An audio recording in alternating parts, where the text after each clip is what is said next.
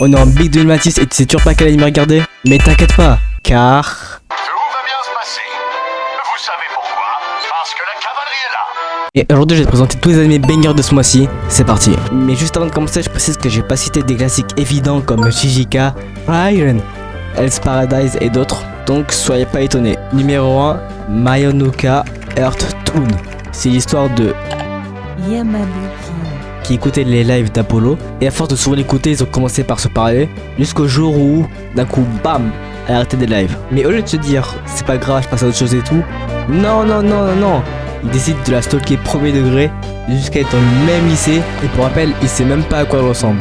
À tout moment, c'est sa mère, frère. Et je vous le conseille fortement, c'est un pure banger, comme tous ceux qui vont en suivre d'ailleurs, 8 sur 10. Animé suivant. Yusha Party Nikawai Kogaita Node Kouaku. Non, Kokuaku Shitemita. Juste, c'est quoi ce nom de salopard?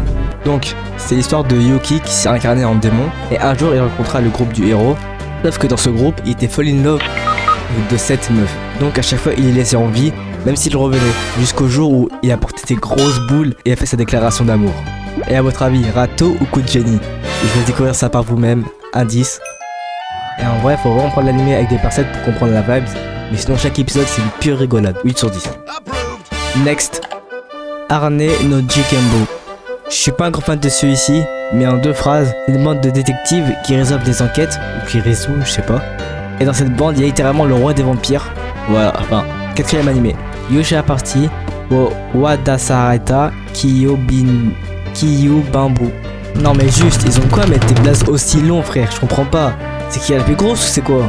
Imagine, t'es dans le meilleur groupe du monde, sauf que un jour, tu te fais kick du groupe comme ça, parce qu'apparemment t'es nul à chier, donc tu décides de la jouer solitaire. 7 sur 10 c'est pas mal, mais l'histoire est un peu trop cliché, si tu vois ce que je veux dire.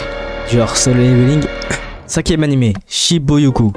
Là on entre dans un univers complètement différent. C'est l'histoire de Shiboyuku qui participe à des mini-jeux mortels. Donc en gros, si tu meurs dans le jeu, t'es mort irréel. Et son objectif, c'est d'atteindre les 100 mini-jeux gagnés d'affilée pour battre le record du monde. Alors lui, je vous le conseille fortement. Tout est différent de ce que vous avez pu voir avant. L'ambiance est juste incroyable, 9 sur 10. Sentenced to be a hero. Alors là, on entre dans des vrais animés. Dans cet animé, les héros sont vus comme des criminels. Et la particularité de ce monde, c'est que tu peux être condamné à la sentence du héros. Et cette sentence te rend immortel. Enfin, presque. Car oui, à chaque fois que tu meurs, tu perds un morceau de ta conscience, jusqu'à être 8 de ta conscience. Et c'est pas tout, car en plus d'être immortel, ils sont esclaves du gouvernement. Et le but du main caractère, c'est de tuer tous les rois des démons. Car oui, il n'y en a pas un, mais des centaines, voire des milliers de rois de démons. Et ça, c'était seulement 30% de l'histoire. Donc je vous incite vraiment à aller le voir. C'est à ne surtout pas rater, comme ceux qui ont raté le premier d'ailleurs. 9 sur 10. Numéro 6, Hell Mode. C'est l'histoire d'un Goki qui a fini Elden Ring Dark Souls d'affilée sans mourir et tout ça avec son paf. Donc il décide de trouver un nouveau jeu hardcore et c'est là qu'il tombe sur Hell Mode. Sauf que ce jeu, bah c'est un vrai monde et du coup il se fait réincarner dans ce monde.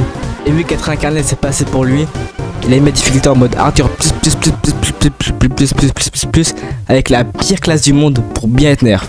7 sur 10, les épisodes 1 et 2 sont pas mal, mais les autres tournent un peu en rond. À voir comment ça évolue. Top 7. Alors là, on entre dans les meilleurs animés. Dead Account. Dans cet animé, les fléaux proviennent des comptes de réseaux sociaux morts. Donc en gros, imagine t'es mort dans un accident de voiture. Bah ton compte TikTok va devenir une sorte de fléau. Et ces fléaux là, il faut les exorciser. Donc on suit l'histoire d'Akira qui a perdu sa soeur à cause d'un accident de voiture. Et le reste, je vous laisse découvrir ça par vous-même. Ça va grandement vous rappeler des souvenirs. 9 sur 10, je pense que ça va devenir un anime incontournable. Malheureusement, on sent un peu trop la vibe des Jijika. Même si en vrai, spoil, l'épisode 4, il se passe une grosse dinguerie. Prochain animé, Gnosia, c'est l'un de mes animés préférés. C'est l'histoire de Yuri qui se réveille dans un vaisseau spatial, Tarla Interstellaire, et on lui raconte que le monde est envahi par les Gnosia, et qu'il y aura un Gnosia parmi les personnes à bord. Mais heureusement, on lui donne une sorte de gadget qui lui permet de changer de ligne temporelle. Donc imaginons que j'étais un Gnosia, et bah dans une autre ligne je serais peut-être un... Et il y a une vraie histoire derrière, et peut-être que dans une ligne temporelle, je suis numéro 1, on sait pas, donc abonnez-vous. Bref, 10 sur 10, chef-d'œuvre total. Et enfin, dernier animé, Kaya-chan Isn't Scary. Si vous êtes fan d'horreur et de réponses creepy, cet animé est largement fait pour vous. On suit l'histoire de Kaya, une petite fille de 9 ans qui peut voir les fléaux. Mais au fil de l'histoire, on se rend compte que sa mère cache un secret absolument terrifiant. Et au début, épisode 1 et 2, rien de spécial. Mais c'est vraiment épisode 3 et 4 que ça commence vraiment à devenir vraiment sombre. 10 sur 10, j'aime trop l'ambiance. Deuxième animé. Non, je rigole, c'était le dernier. J'espère que la vidéo vous a plu. Et je pense qu'avec tout ça, il y aura forcément des animés qui vont vous plaire. Et honnêtement, il y a de quoi s'occuper, sachant que j'ai pas tout cité. C'était Sanfrax, à la prochaine. A plus.